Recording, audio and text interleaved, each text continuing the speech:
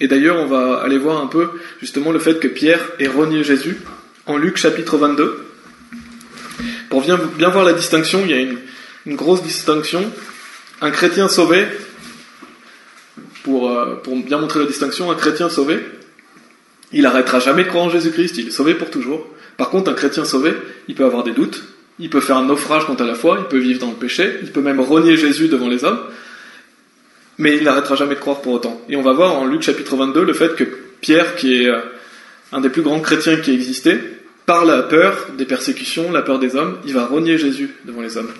Et c'est Luc chapitre 22, verset 31. Versets 31 et 32. Et c'est Jésus-Christ qui parle justement à Pierre, à Simon Pierre, et il lui dit, et le Seigneur dit, Simon, Simon, voici Satan a désiré vous avoir, afin qu'il puisse vous passer au crible comme le blé, mais j'ai prié pour toi, afin que ta foi ne défaille pas, et quand tu seras converti, fortifie tes frères. Jésus-Christ prie pour Pierre, pour pas que sa foi défaille. Et il lui dit aussi que quand il sera converti, il lui dit de fortifier ses frères. Et bien sûr, Pierre est déjà converti par rapport au salut. Pierre est déjà sauvé, donc quand il est utilisé le mot converti ici, je ne sais pas si c'est ce mot-là que vous avez dans votre Bible, mais ça parle du fait que quand tu seras relevé, quand tu auras retrouvé, enfin quand tu te seras relevé, j'avais noté, quand tu seras plus fort dans ta foi, donc quand tu seras relevé. C'est pour ça qu'il lui dit quand tu seras converti, fortifie tes frères, parce qu'il va chuter.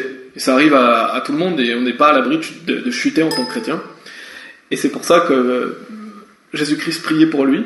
Et d'ailleurs, on voit au verset 60, qu'est-ce qui va arriver ? Pierre va renier Jésus-Christ. Et Pierre dit, « Homme, je ne sais ce que tu dis. » Et immédiatement, tandis qu'il parlait, encore le coq chanta. Et le Seigneur se retourna et regarda Pierre. Et Pierre se souvint de la parole du Seigneur, comme il lui avait dit, « Avant que le coq ait chanté, tu me renieras 3 fois. » Et Pierre sortit et pleura amèrement. Donc ici, Pierre va renier Jésus parce qu'il a peur. Il a peur de ce qui pourrait lui arriver. Il a peur des hommes. Mais là, Pierre n'a jamais perdu son salut. Pierre était déjà sauvé. Et bien sûr, Pierre a été sauvé pour l'éternité. Ce qu'il a fait, c'est qu'il a renié Jésus devant les hommes. Et là où je veux en venir, c'est que on peut tous chuter comme Pierre l'a fait. On peut tous avoir peur. On peut tous avoir peur que quelqu'un, justement, nous fasse du mal à cause du nom de Jésus-Christ. D'ailleurs, Jésus a dit que lorsqu'on vit fidèlement pour lui, on sera persécuté. Donc il faut s'attendre à avoir des persécutions, et c'est pourquoi il faut être vigilant et qu'il faut tenir ferme, et qui bien sûr, il faut jamais faire ça, il faut jamais renier Jésus devant les hommes, mais ça peut nous arriver si on n'est pas vigilant. Et on va aller aussi à 2 Timothée chapitre 2. Donc là, dans cette histoire de Pierre, on peut voir que même un homme sauvé, qui est d'un peut renier Jésus. Et il n'a pas perdu son salut, bien sûr, il n'a jamais arrêté de croire en Jésus-Christ, il a simplement eu peur. Il n'a pas renié Jésus dans le sens où il ne croyait plus en lui, c'est dans le sens où il a eu peur des hommes. De Timothée chapitre 2, verset 10. On va un peu étudier les versets 10 à 13. Donc ce contexte de Timothée chapitre 2, c'est un contexte de persécution, c'est un contexte du fait d'endurer et de ne pas compromettre. On voit ici que Paul parle justement de la persécution qui attend les chrétiens, et notamment il parle à Timothée, et il lui dit d'endurer, il lui dit de ne pas compromettre, parce que qu'est-ce qu'on a tendance à faire lorsqu'on est persécuté, c'est compromettre, et de lâcher aussi. Alors justement, il invite Timothée à endurer, et au verset 10, il est dit, « Par conséquent, j'endure toute chose à cause des élus, afin qu'ils puissent aussi obtenir le salut, lequel est en Christ Jésus, avec la gloire éternelle. » Donc Paul ici dit qu'il endure toute chose justement pour que les gens soient sauvés. Et au verset 11, c'est un propos fidèle, car si nous sommes morts avec lui, nous vivrons aussi avec lui. Si nous souffrons, nous régnerons aussi avec lui. Si nous le renions, il nous reniera aussi. Si nous ne croyons pas, il demeure cependant fidèle, il ne peut se renier lui-même. Et donc au verset 11, il parle du fait d'être sauvé. C'est un propos fidèle, si nous sommes morts avec lui, nous vivrons aussi avec lui. Donc les personnes qui sont mortes avec lui, ce sont des personnes qui ont cru en Jésus-Christ. Leur chair a été crucifiée avec lui. Donc ils vivront avec lui, ils ont la vie éternelle. Donc le verset 11 parle du salut. Le verset 12 nous parle du fait que si nous souffrons avec lui, nous régnerons aussi avec lui. Pourquoi ? Parce que lorsque vous souffrez avec lui, lorsque vous faites des œuvres, vous aurez une meilleure place dans le royaume de Dieu. Dieu va vous récompenser selon vos œuvres. C'est-à-dire que toutes les œuvres que vous faites pour Christ, vous permettront d'avoir des récompenses éternelles. Et si vous voulez régner avec Christ, si vous voulez régner avec Jésus, il faut souffrir avec lui, il faut œuvrer pour lui. Et quand on œuvre pour Jésus, ça va forcément avec la souffrance, parce que vous allez être rejeté, parce que vous allez être haï, parce que c'est dur, la vie de chrétien est dure, mais vous régnerez avec lui. Donc c'est une promesse que Dieu vous fait, que si vous œuvrez pour lui, vous aurez des récompenses éternelles. Donc là, ça parle de notre vie de chrétien, et il est dit, si nous le renions, il nous reniera aussi. Et là, ça ne veut pas dire, bien sûr, qu'il va nous renier dans le sens où vous n'avez pas ça. Ce qu'il vous dit, c'est que si vous le reniez devant les hommes, il vous reniera aussi dans le sens où, par exemple, vous allez perdre des récompenses. Il ne va pas vous récompenser comme quelqu'un qui, justement, a enduré, quelqu'un qui a souffert. Donc c'est le fait de vous renier pour les récompenses. Et c'est le fait que, justement, si vous reniez Christ, peut-être que vous pouvez être châtié par Dieu, et d'ailleurs, vous allez forcément souffrir aussi, et vous n'allez pas être récompensé. Et au verset 13, il est dit, si nous ne croyons pas, mais je pense que vous, c'est si nous ne sommes pas fidèles, quelque chose comme ça, il demeure cependant fidèle, il ne peut se renier lui-même. Et ici, dans ma version, j'ai si nous ne croyons pas, et ça ne veut pas dire que si vous arrêtez de croire en lui, si nous ne croyons pas, ça veut dire que si vous défaillez dans votre foi, si vous faites naufrage quant à la foi, lui demeure fidèle, il ne peut se renier lui-même. Donc ici, c'est pas un contexte de salut, c'est un contexte de vie chrétienne, d'endurer la persécution et que par exemple on manque de foi en Jésus-Christ lorsqu'on traverse des moments difficiles. Et lui il demeure fidèle parce qu'il ne peut pas se renier lui-même. Donc même si ça parle pas du salut, c'est sûr que quand vous avez cru en Jésus-Christ, il demeure fidèle parce qu'il ne peut pas se renier, parce qu'il ne peut pas mentir. Donc Jésus-Christ, quand vous êtes son fils, quand vous êtes son enfant, vous êtes un enfant de Dieu, il demeure fidèle. Mais là, ça montre encore une fois que vous pouvez faire naufrage quant à la foi, et vous pouvez renier Jésus aussi, mais cela ne vous fait pas perdre le salut, bien sûr, je le répète souvent pour bien que vous soyez sûr qu'on ne peut pas perdre le salut, mais c'est simplement le fait que vous pouvez perdre des récompenses, et que vous allez forcément désobéir à Dieu aussi. Et on va aller dans 1 Timothée chapitre 2. 1 Timothée chapitre 2, donc là on était dans 2 Timothée. Au verset 18.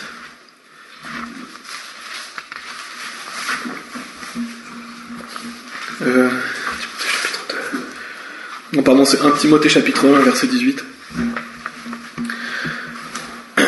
On va lire des versets 18 à 20. « Cette charge, je te la remets, fils Timothée, selon les prophéties lesquelles ont été faites précédemment sur toi, que par elles tu puisses combattre un bon combat, gardant la foi et une bonne conscience. Cette dernière, quelques-uns l'ayant rejetée, concernant la foi, ils ont fait naufrage, desquels sont Hyménée et Alexandre, lesquels j'ai livrés à Satan, afin qu'il puisse apprendre à ne pas blasphémer. » Et ici, ça parle de personnes sauvées.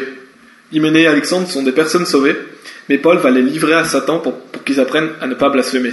Donc peut-être qu'il les a éjectés de l'église, peut-être qu'il les a écartés du groupe de chrétiens, et il les a livrés à Satan parce que forcément ils sont plus avec les chrétiens, ils sont plus en assemblée, donc ils sont livrés au péché.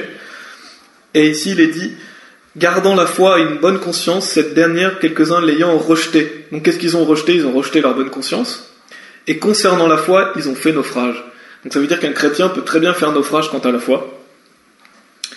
Ils n'ont pas arrêté de croire, mais ils ont fait naufrage parce que par exemple ils vont tomber dans le péché, parce que par exemple ils vont tomber dans des fausses doctrines, pas des fausses doctrines graves, mais des fausses doctrines quand même. Et là Paul nous montre qu'il y a des personnes qui peuvent faire naufrage quant à la foi et qui sont sauvées. Et malheureusement ça va faire en sorte qu'ils sont poussés vers Satan, qu'ils sont poussés en dehors de l'église. Par exemple des gens qui vont commettre la fornication doivent être enlevés et éjectés de l'église. Et ils vont être livrés à Satan parce qu'ils sont plus en assemblée. Et pour qu'ils apprennent justement à se mettre en règle avec Dieu. Mais ici on voit bien qu'il y a des gens qui font naufrage quant à la foi et qui sont sauvés. Et cela, ça parle pas du salut bien sûr. Ça parle du fait, comme j'ai dit, donc du fait que vous allez désobéir à Dieu. On va aller maintenant dans 1 Timothée chapitre 5.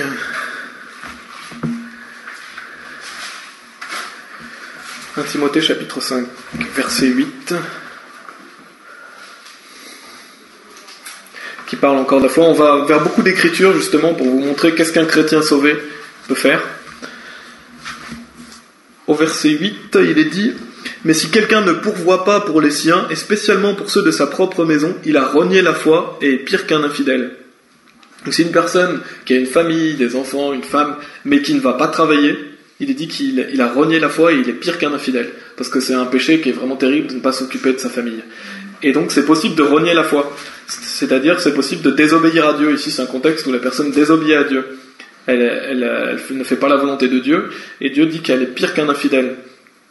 Et d'ailleurs, il est dit aussi au verset 11 et 12, en parlant des jeunes veuves, « Mais refuse les plus jeunes veuves, car lorsqu'elles progressent dans la lascivité contre Christ, elles veulent se marier, étant condamnables parce qu'elles ont rejeté leur première foi. » Donc on voit ici qu'elles rejettent leur première foi. Avant, il est dit « renier la foi », ce qui montre clairement qu'un chrétien peut renier la foi. Il peut rejeter sa première foi. Il peut faire naufrage quant à la foi, donc il peut déshonorer Dieu, il peut désobéir à Dieu. Mais ça signifie pas le fait ça signifie pas le fait que vous allez arrêter de croire en Jésus-Christ. Ça signifie le fait que vous pouvez chuter. Qu'un chrétien sauvé peut chuter. Il n'arrête pas de croire en Jésus-Christ, il est toujours sauvé, il ne perd pas le salut, mais il peut chuter. Et on va aller, pour terminer, étudier 1 Pierre chapitre 1. Je vais dans beaucoup d'écritures pour bien vous montrer ce que dit la Bible par rapport à un chrétien. Après je reprendrai tous les points que je vous ai dit pour que ce soit vraiment clair. Mais pour un chrétien sauvé, en 1 Pierre chapitre 1, on va lire des versets 3 à 7, qui nous dit « Béni soit le Dieu et Père de notre Seigneur Jésus-Christ, lequel, selon son abondante miséricorde, nous a engendrés de nouveau en une espérance vivante par la résurrection de Jésus-Christ d'entre les morts, pour un héritage incorruptible et non souillé, et qui ne peut se flétrir, réservé dans le ciel pour vous, qui êtes gardés par le pouvoir de Dieu, par la foi au salut, qui est prêt à être révélé au dernier moment. En quoi vous vous réjouissez grandement, bien que maintenant, pour une saison si besoin est, vous soyez abattus par de multiples tentations, afin que l'épreuve de votre foi, étant beaucoup plus précieuse que l'or qui périt, bien qu'il soit éprouvé par le feu, puisse être trouvée en louange et honneur et gloire à l'apparition de Jésus-Christ. Ici, on peut diviser ça en deux parties, des versets 3 à 5, où au verset 5, ça conclut pour nous dire qu'il est gardé par le pouvoir de Dieu par la foi au salut, qui est prêt à être révélé au dernier moment. Donc, des versets 3 à 5, ça parle du salut. On voit qu'il nous dit la foi au salut. Et le verset d'avant, d'ailleurs, il est dit que vous avez une place réservée dans le ciel pour vous, ce qui montre que quand vous avez cru en Jésus-Christ, votre place est déjà réservée, elle est sûre. Vous êtes certain d'aller au paradis parce que Dieu vous dit qu'elle est réservée dans le ciel pour vous. Et qui est gardé par le pouvoir de Dieu. Qui c'est qui vous garde? C'est Dieu. C'est pas vous-même, c'est Dieu qui vous garde, c'est Dieu qui est fidèle. Nous, on n'est pas fidèles, c'est Dieu qui nous est fidèle. Si on est sûr d'aller au paradis, c'est parce que Dieu est fidèle, c'est pas parce que nous sommes fidèles. Donc on est gardé par le pouvoir de Dieu, par la foi au salut. Donc lorsque vous, comme on avait vu, le salut est un événement, le jour où vous mettez votre foi en Jésus-Christ, c'est la foi au salut. Donc c'est-à-dire que c'est la foi qui vous a, la foi du jour de votre salut. Mais après, au verset 6 et 7, on voit que notre foi va être éprouvée. Il est dit afin que l'épreuve de votre foi, étant beaucoup plus précieuse que l'or qui périt, bien qu'il soit éprouvé par le feu, puisse être trouvé en louange et honneur et gloire à l'apparition de Jésus-Christ. Donc ça, c'est la foi dans notre vie de chrétien. Donc c'est la foi qui va être éprouvée parce qu'on va avoir des difficultés, on va avoir des doutes, la vie chrétienne, elle est dure. Et donc vous voyez deux types de foi. En fait, vous avez la foi lorsque vous êtes sauvé, et vous avez la foi de votre vie chrétienne. C'est pas une foi qui est différente, c'est dans le sens où quand vous avez cru en Jésus-Christ, vous arrêterez jamais de croire en lui, mais après votre foi, elle peut être petite ou elle peut être grande, elle peut augmenter, elle peut diminuer. Et c'est pour ça que nous, on doit augmenter dans la foi. On doit être plus fort dans la foi, on doit lire la Bible pour que notre foi augmente, on doit écouter des enseignements, on doit chanter, on doit demander à Dieu aussi d'augmenter notre foi. Par exemple, d'ailleurs, dans Luc 17:5, Luc chapitre 17, verset 5, on voit que les disciples de Jésus lui demandent, c'est les apôtres, qu'il augmente leur foi. Pourtant, c'est des gens qui sont déjà sauvés. Il est dit, et les apôtres dirent au Seigneur, augmente notre foi.